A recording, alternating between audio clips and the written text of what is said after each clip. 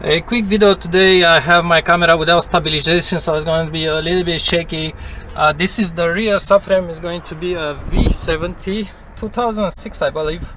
So actually I'm in the junkyard. I dropped the rear subframe to remove the springs from it. I did drop it a little bit rough way. You don't do this at home, but this did expose the charcoal canister and the multiple connections, which all of them sit right at the top of the rear subframe. Notice the rear subframe, it's pretty big. It's just like the front ones. It also has bushings on it, and yeah, 4 bolts, big bolts. But this is the charcoal canister. Usually it doesn't go bad.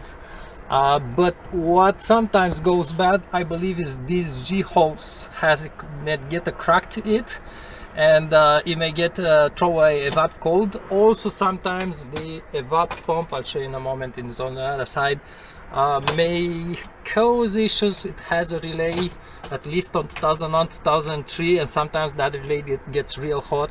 It seems there is a software fix for it on early years. But anyhow, this is a G-hose here, and I'm not sure how you remove it. It looks like it has on each side 2 things to depress, but obviously it's completely, everything here is completely stuck in dust. It has dust inside, even the regular connectors, and you need to press on them 100 times perhaps to free that dust and then slide it off.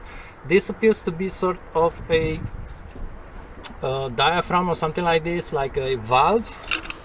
And then you have the G-hose, the charcoal canister. This is going to go to the tank. It's just sucking when the gasoline is evaporating. It's creating pressure inside the tank.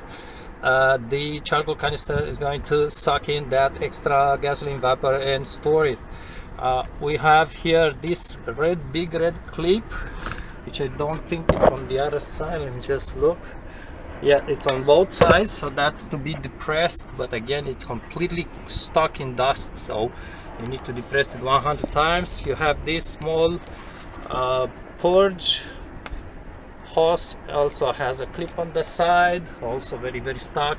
Charcoal canister has 1 bolt here, and there is another one right there.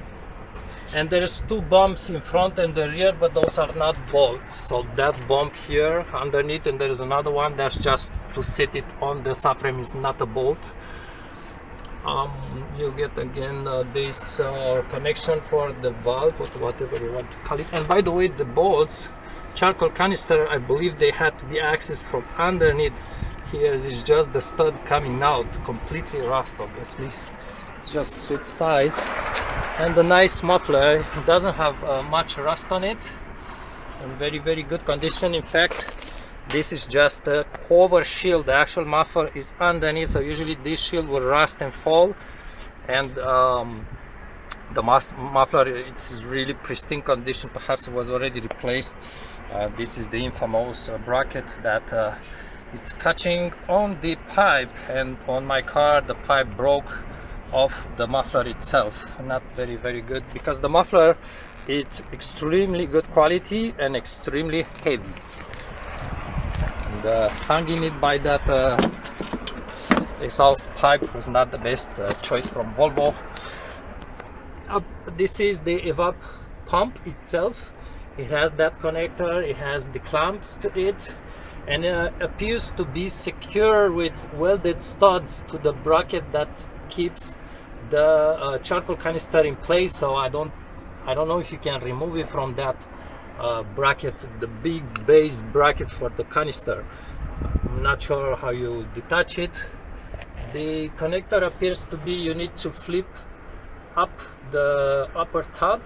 I don't know if there's another one underneath.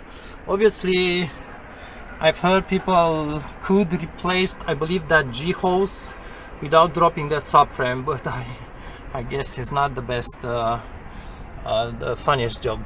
Okay, so this is how it looks. Just give you an idea a little bit how it's the arrangement if you ever need to work on this thing. And don't drop the subframe like I did to remove springs, because that's just junkyard style, right? You won't be able to put it back in place with the springs seated like this.